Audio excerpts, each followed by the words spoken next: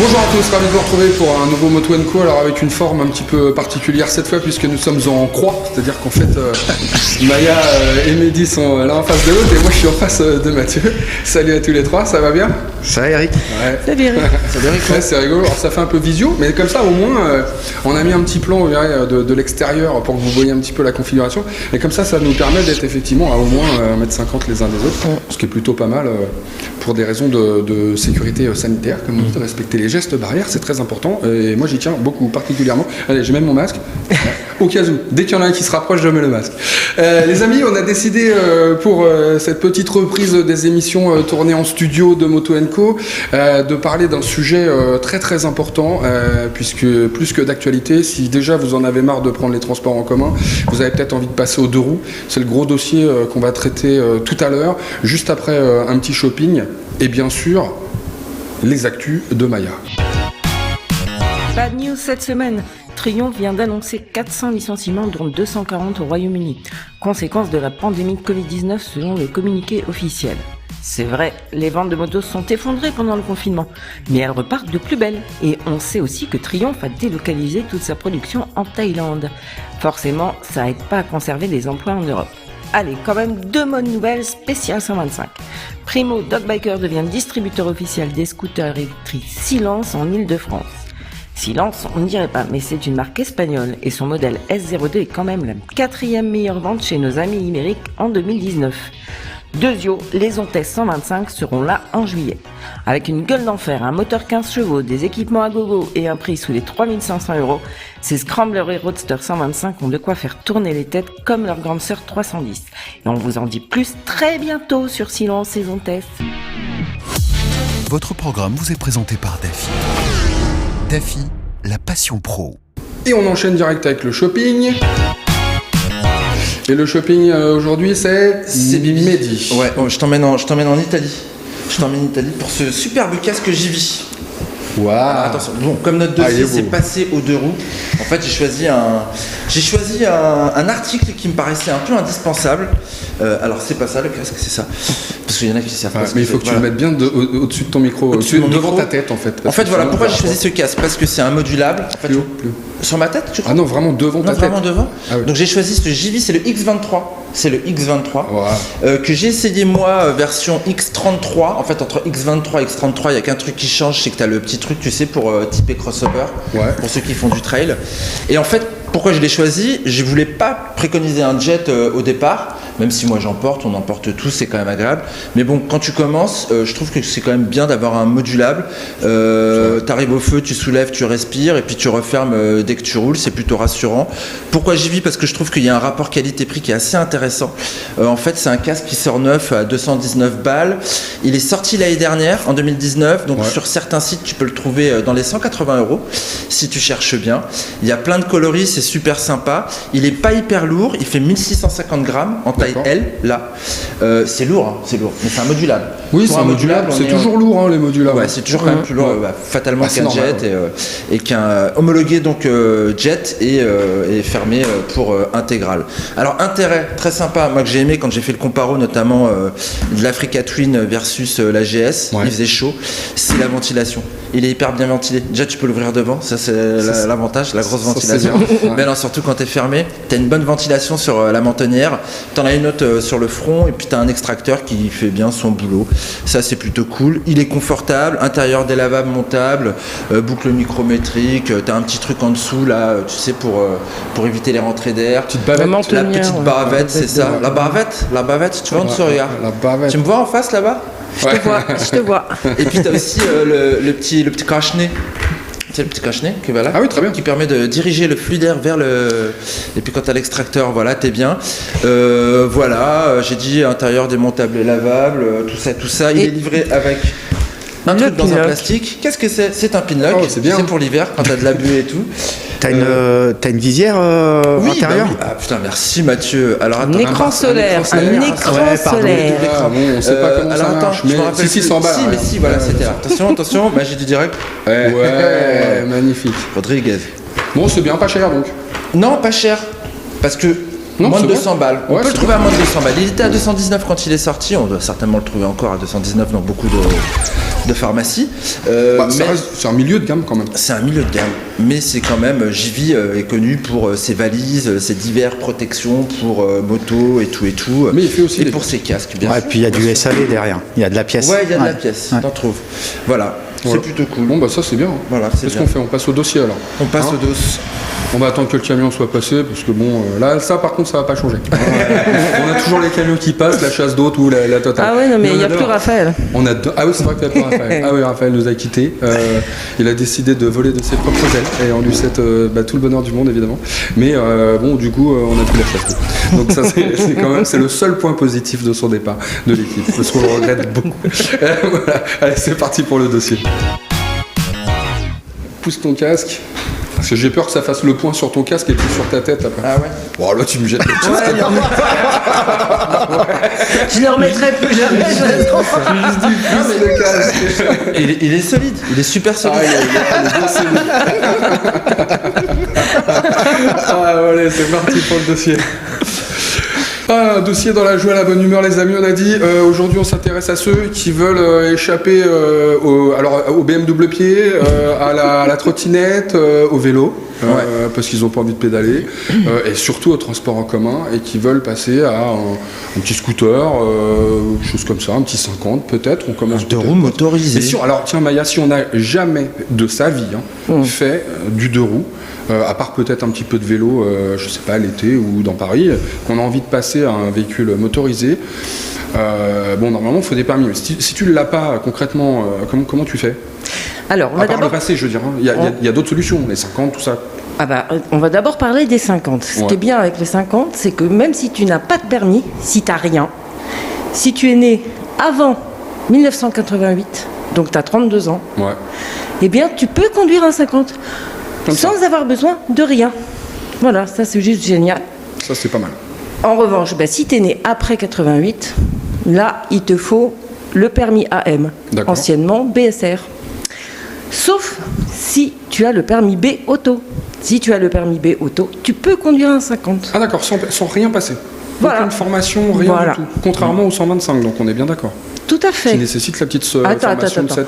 On va y venir. On va y venir aussi. Alors, d'accord. Mais donc, 50, permis voiture.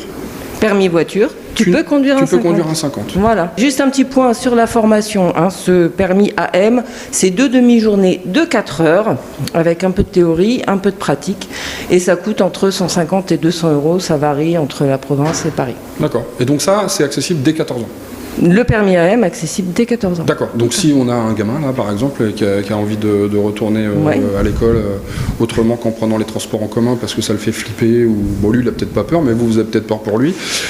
Du coup donc 14 ans, 200 €, une petite journée quoi. Faut prévoir une petite journée pour passer son petit. 2 jours. C'est 2 demi-journées de 4 heures en fait. D'accord. Ok. Bon et après on part directement dans les rues comme ça. Voilà, il faut déjà un scooter aussi. Alors si vous voulez en acheter un, faut l'assurance, faut le casque, etc. Après, dans les grandes villes, il y a les scooters en libre service. Comment? Élégant aussi. Élégant, bien obligation, sûr. casque. Est-ce que c'est vrai aussi si on veut louer un petit scooter électrique comme on en trouve dans les rues de Paris? Est-ce que c'est la même chose? Alors il faut avoir 18 ans pour louer un scooter électrique à Paris. Mais il faut quand même le permis AM, par exemple, il faut le permis B. Voilà. Il me semble même qu'il faut le permis B. Pour les petits scooters électriques. Ouais, je pense que c'est pas accessible au seul permis. Il faut inscrire son permis. Parce que c'est de la location, donc il faut de la location. C'est pas de blanche quoi. Là, c'est pas tout à fait open quand même, facilement à tous quoi. Un petit peu moins. Voilà. Non, mais c'est bon à savoir. En revanche, un petit scooter électrique, tout bête, c'est comme un 50. S'il est équivalent 50, lui, ça se conduit pareil avec le petit permis AM. 3 kW. Ah bah oui. Mais ça, c'est vachement bien. C'est pas que pour les gens qui ont perdu leur permis de conduire. Pour des raisons de fête un peu prolongées. Ceci dit, si on a perdu son permis B et que le juge a décidé que vous n'avez plus le droit de rien conduire, vous n'avez plus le droit de conduire un 50 non plus. C'est pas vrai. Alors là, ça, il faut que le juge l'ait spécifié. Il faut quand même y aller pour ça. Faut peut-être être en Voilà, je suis tombé là-dessus dans mes recherches, justement. Voilà. Oh la vache. Ah, ça c'est hard, hein. Non mais tu te rends compte, la triple peine quoi. Hop, alors plus de permis, pas droit aux 50 et obligation de prendre les transports en commun. Quelle loose internationale. Il te reste le vélo quand même. Ouais, il te reste le vélo. Alors on va pas trop en parler du vélo parce que bon, c'est pas trop notre truc, mais ceci étant, le vélo ça existe aussi, hein. Il suffit de pédaler, on appuie sur les petites pédales. Parfois il y a même un petit moteur électrique qui aide vachement, moi j'adore, hein. J'en ai un, j'adore. Mais tu vois, ce qui est énervant, c'est que par exemple à Paris, on fait un peu l'apologie, on pousse les gens à aller vers le vélo, mais par contre on fait rien pour les amener vers le deux roues motorisé.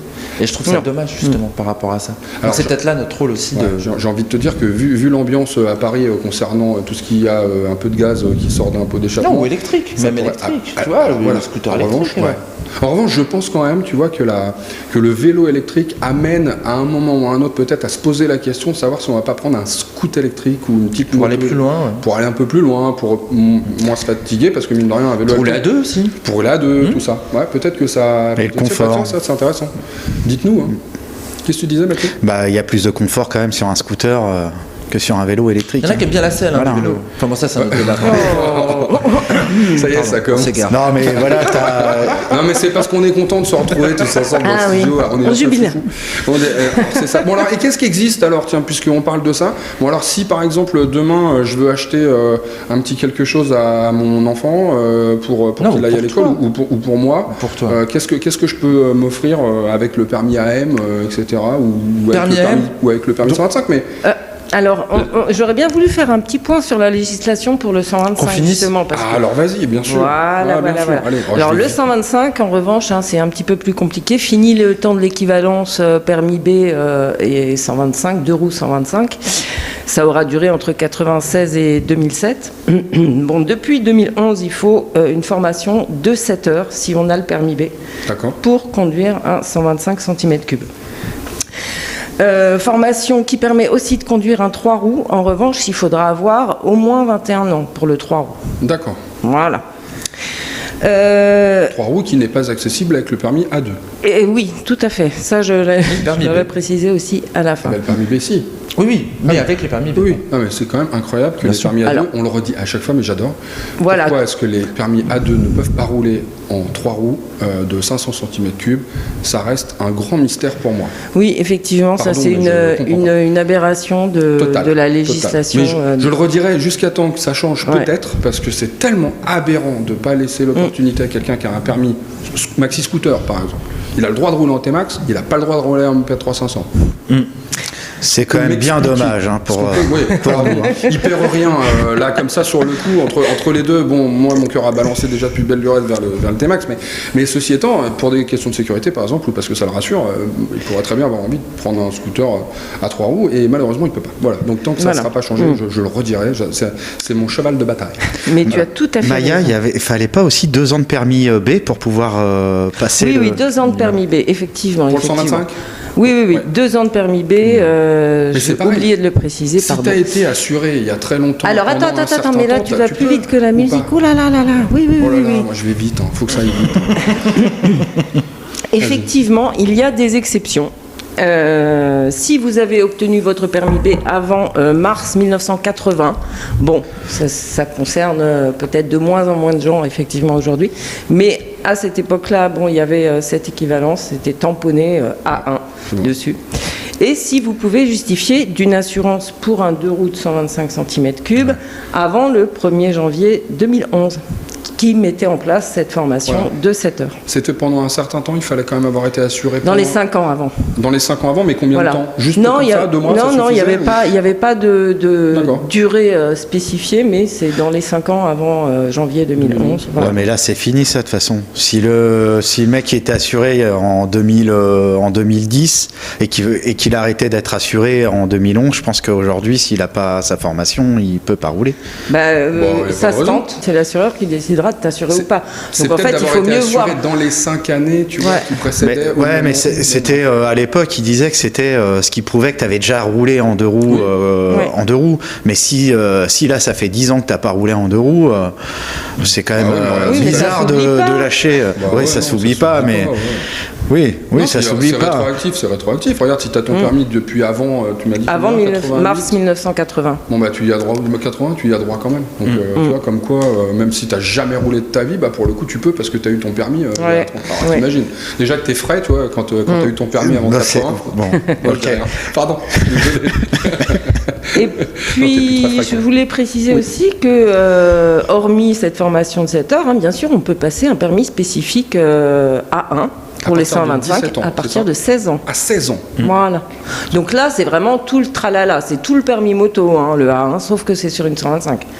Est-ce que ça t'oblige à repasser le A2 après, ou il y a des équivalents où tu fais juste une petite formation, tu sais pas, ça peut-être pas regarder. Je pense pas qu'il y ait une passerelle entre le A1 et le A2. Tu dois le code, tu le gardes quand même. Tu gardes ton code si tu l'as. Le reste de l'examen. Oui, c'est le code moto maintenant, c'est le TM.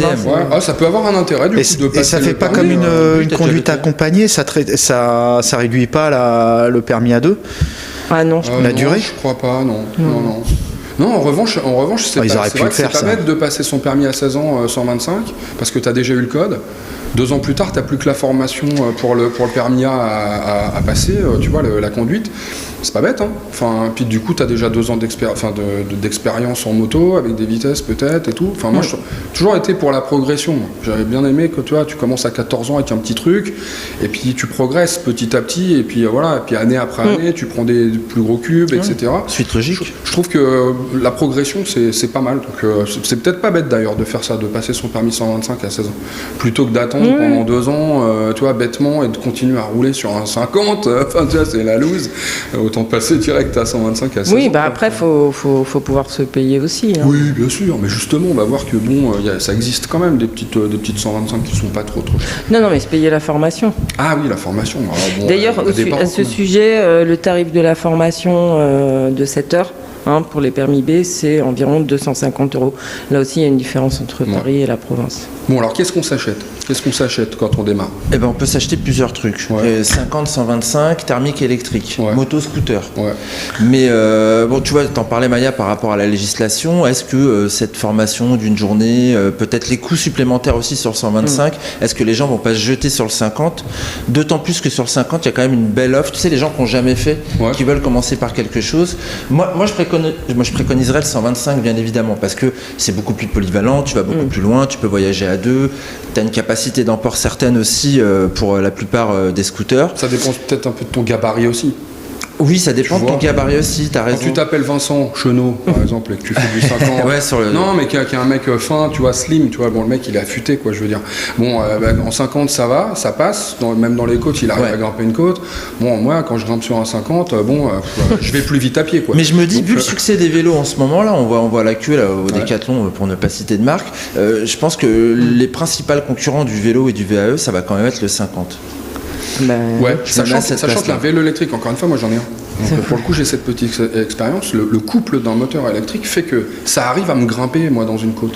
Alors qu'un 50 thermique, 4 temps, je finis à 15 km/h au bout de ma rue, quoi. Et donc, non, mais blague à part. Donc, c'est vrai qu'en fonction de ton gabarit, aller vers le 50, c'est pas mal. Mais quand on est jeune, 14 ans, tout ça, il y a quoi comme petit scoot sympa là, Non, 14 ans. Si 14 ans, ils vont plutôt choisir des modèles un peu sportifs, voilà. Après, les adultes, les gens qui vont découvrir le 2 roues, qui vont y aller parce qu'ils veulent pas prendre les transports en commun, ils vont plutôt aller vers des utilitaires. Alors les trucs qui rassurent, c'est genre chez Yamaha le Neos, parce que tu vois, Yamaha, il y a cette image du constructeur japonais. Peut-être certainement, alors ceux qui ont de l'argent, ils vont aller choper une petite Vespa à plus de 3000 balles le 50. Mais qu'est-ce qu'il est beau ce scooter. Qu'est-ce qu'il est beau, oui, c'est sûr. Et puis il a un moteur qui est assez sympa aussi parce que c'est un 3 soupapes en 4 temps. Enfin, il y a un peu de techno dans ce truc-là, en plus d'avoir des belles coques acier, voilà. Mais pour moi, je trouve que ce qu'il y a quand même de plus rationnel, c'est peut-être d'aller vers les Taïwanais, c'est-à-dire les Chinois un peu plus qui ont une meilleure image et qui sont là depuis plus longtemps, genre Kymco ou Sim, où là il y a des gammes très étendues, tu trouves des trucs stylés un peu néo-rétro. Chez Kymco, c'est quoi? C'est le Like. Chez Sim, c'est le Mio ou le Fiddle. Enfin, des trucs qui sont un petit peu lookés. Là, je te parle de scouts qui sont à 1900, 1700 balles. Ou alors des utilitaires. Chez Kymco, tu vas avoir un Agility. Tu as même un Agility avec des roues de 16 pouces, donc quelque chose de plus stable. Tu vois, nous, nos bécanes, on est en 17 pour la plupart. Là, on a un truc qui est un peu mieux posé. Et là, tu as un scooter scoot à 1399 balles. Donc avec ce qu'on connaît de ce constructeur-là, je trouve que c'est intéressant. T'as Peugeot aussi qui propose des trucs qui sont quand même pas mal. Là aussi, Peugeot, ils ont une belle gamme 50, c'est historique. Ils sont leaders sur le segment. Ils sont leaders sur le segment avec Kisby, si je dis pas de bêtises, mais ils ont aussi un super néo-rétro qui est Django, qui a plutôt la classe. Hyper bien marché, bizarrement. En 125. Après, il faut voir en 50 cm3. C'est vrai qu'en 125, ça n'a pas été le concurrent de Vespa, je pense, comme il l'espérait. Et pourtant, c'est joli tout plein. Enfin, moi, je l'aime bien. Oui, mais après, ce qu'on va reprocher parfois à Peugeot aujourd'hui, c'est d'avoir des fabrications qui ne sont pas forcément made in France. Mais il y a quand même le sérieux et le suivi de la maison au Lyon. Bah oui, quand même. Mais voilà. Et puis après, tu as aussi encore d'autres 50 moins chers autour des 1000 balles qui vont être eux purement chinois. Bon, tu sais que quand tu achètes un scoot, je sais pas si tu vas chez Orcal, chez Kiway, chez TGB, tu as des scouts qui sont autour de 1200, 1300 euros, même moins parfois. C'est quand même garanti, on connaît les importateurs, ils sont assez sérieux, ils sont installés depuis des années. Et voilà, je trouve que ça va quand même faire pour un primo-accédant, là, pour quelqu'un qui vraiment découvre le truc, bon, de toute façon, c'est peut-être pas quelque chose qui sera amené à garder des années non plus. C'est un petit budget. C'est un petit budget, mais voilà, t'arrives à trouver pour 1200, 1300 balles, quoi. Après, le gars, il a une conscience écolo de dingue, il veut absolument un électrique. Bon, là, les électriques, il y a des nus qui commencent dans les 2000 balles. Après, on va plutôt aller sur les équivalents 50 cm3 dans les 3000 euros. Équivalent 125, on est dans les 4500 euros. Quelles que soient les marques, qu'on soit chez Orcal, chez Niu, on a quoi encore? Super Soco qui fait aussi des motos. Alors là, j'ai envie de dire, pourquoi pas la moto électrique? Et pourquoi pas le 125 en moto aussi? Moi, celui que j'ai essayé de Scoot 125 Super Soco, c'était le Super Soco avec les grandes roues là. C'était flambant comme Oui, mais là, t'as 4500 euros aussi. T'es quand même sur un gros budget. Ah oui, mais bon, t'es quand même sur un gros budget. Mais quelque part, quand t'es dessus, tu sais pourquoi tu l'as payé si cher. Honnêtement, parce que c'est confort, c'est un truc à taille adulte, c'est pas pour les gamins le Super Soco. Et elle existe en équivalent 50 à 3005. Et là, pour le coup, voilà, tiens, pour quelqu'un qui vraiment débute, ça peut être un truc vraiment pas mal, je trouve. Et le plus petit scooter électrique chez eux, c'est le QX, le CUX. Le QX, c'était un beau QX. Je trouve que t'as un beau QX. Il est beau ton QX. Ça répond à la verge, la moto électrique de l'autre fois. Bref, celui-là, il est à 2690 balles. Donc voilà, on a quand même une offre qui est sympa. Mais bon, nous quand même. J'étais en train de penser un truc. T'imagines le mec qui s'achète une verge et sa femme s'achète un QX. C'est plutôt rigolo quand même. Tu pars avec ta verge et ton QX. Là, ça va être un peu montage en fait. Franchement, ça paye quoi. Je veux dire, qu'est-ce que t'as fait? Moi, je suis parti me faire une balade en chevreuse avec ma verge. Et ma nana était partie avec son QX. Non, mais le pire, c'est quand la verge rentre dans le QX, quoi. C'est par contre, tu fais attention avec ta verge de pas rentrer dans mon QX. Ça part complètement. Vous attendiez pas à ça, avouez, vous attendiez pas à ça. Je voulais finir sur un truc, parce que le scooter, c'est bien, c'est pratique et tout. La moto, c'est quand même sympa et c'est ludique et ça peut être super looké. Il y a une grosse vague en ce moment de motos d'origine chinoise autour des 2000-2500 balles. T'en trouves aussi à moins de 2000 balles. Bon, les plus sympas, c'est dans les 2500 balles. Toutes les marques qu'on connaît, Orcal, Brixton, Bullitt, Massai, ça, on en reparlera. Mash, Archive. Oui, on va en reparlera de ça dans une autre émission. Pas forcément de ces motos-là, mais de ce qu'on peut s'acheter. Tiens, dans ces prix-là, on essaiera de faire une émission spéciale sur ce qu'on peut s'acheter pour 2000 balles pour celui qui veut se remettre à la bécane, qui a pas trop de thunes. Et ça, c'est sympa parce que la moto 125, ça reste quand même facile. C'est pas de la vitesse, mais c'est de la sensation. Je sais pas si tu vois la différence quand même. Et c'est pas toi que je vais apprendre ça. C'est sûr. Mais non, c'est sûr que c'est oui, et puis c'est un autre statut aussi quand t'enfourches ta moto 125. C'est pas comme si tu montes sur ton petit scooter 50 ou même ton scooter 125 quoi. C'est une autre dimension. T'as souvent le look qui va avec. T'as plein de genres, exactement. T'as le look. Là, je parlais des néo-rétro. Bon, t'as des utilitaires style Kiway, RKV, Yamaha YS. T'as de la sportive. Il y a des customs aussi.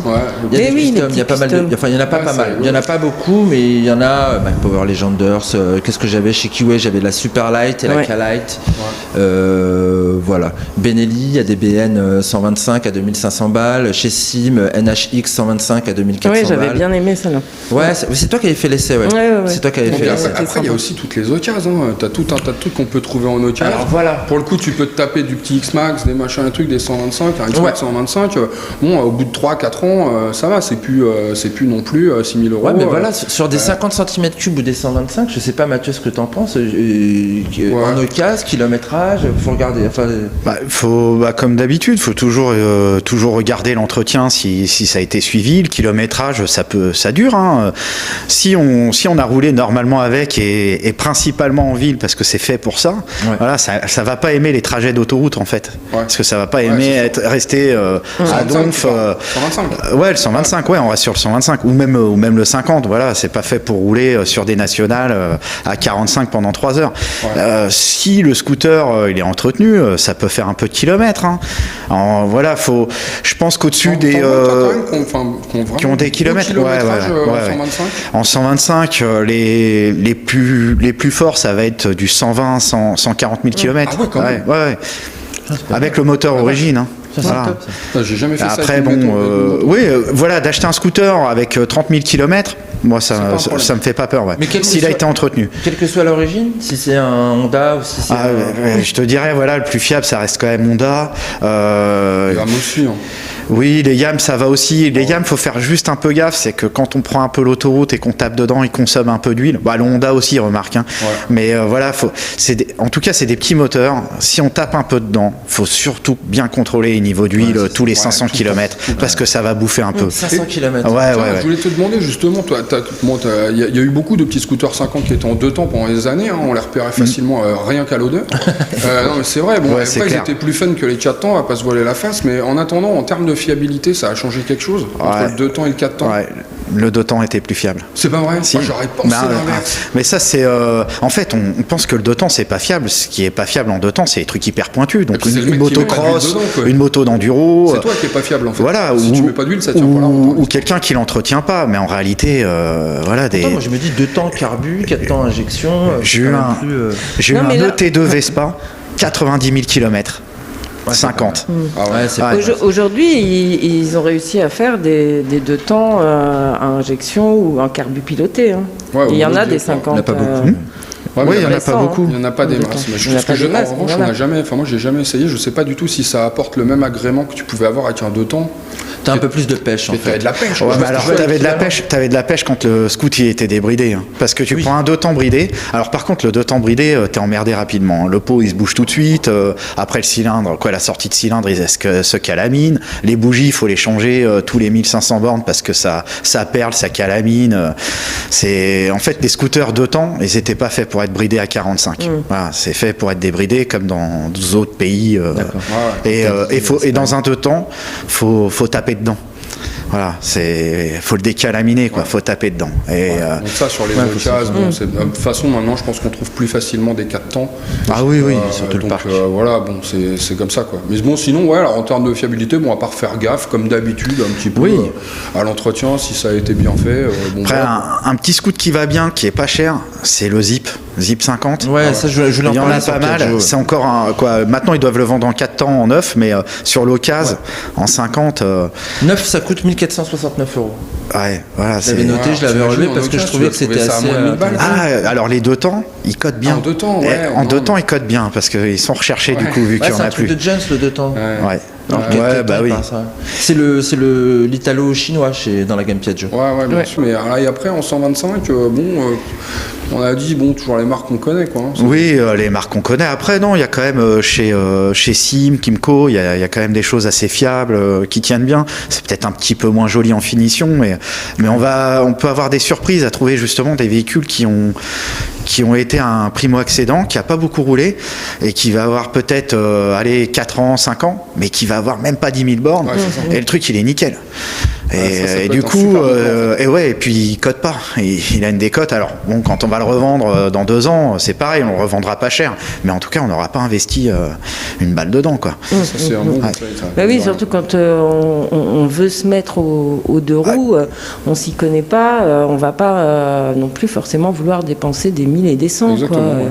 Et il faut penser aussi à l'équipement, parce qu'il y a le casque, les gants qui sont obligatoires. Il va falloir le aussi blouson, quand même c'est bien d'avoir. Voilà, ce que j'allais dire, il va falloir s'acheter un blouson. L'antivol. L'antivol, effectivement. Il faut penser à l'entretien. D'ailleurs, Maya, on a fait de gros dossiers sur Motoservice. J'y venais, oui. Voilà. Vous aurez tout sur Motoservice en détail et puis aussi toutes les fiches sur les véhicules, etc. avec un comparateur pour vous aider à choisir. Si vous avez compris, il y a un dossier sur Motoservice pour quand vous démarrez, quoi, évidemment. Pour s'équiper, pour s'acheter une bécane, pour s'assurer. Bon, les amis, je pense qu'on vous a raconté quand même pas mal de choses. On va se retrouver la semaine prochaine. Et alors, si tout se passe bien, on se fait une spéciale bécane à 2000. C'est parti. 2000, un moins, ça commence à être un peu compliqué quand même. Mais 2000 balles, on commence à trouver des trucs sympas. Bécane et scooter. Ouais, bah oui, bien sûr. Bon, allez, hop, 2 roues, 3 roues à 2000 boules. Et pas spécialement primo-accès. Pas forcément si vous débutez. Cylindré, il y a justement, un minimum ou pas? C'est ça qui va être rigolo. Bah non, justement, on verra. Ça va s'acheter pour 1400 ZZR, c'est quand même difficile à trouver à moins de 2000 balles. Allez, les copains, à la semaine prochaine. Salut. À plus tard. Salut.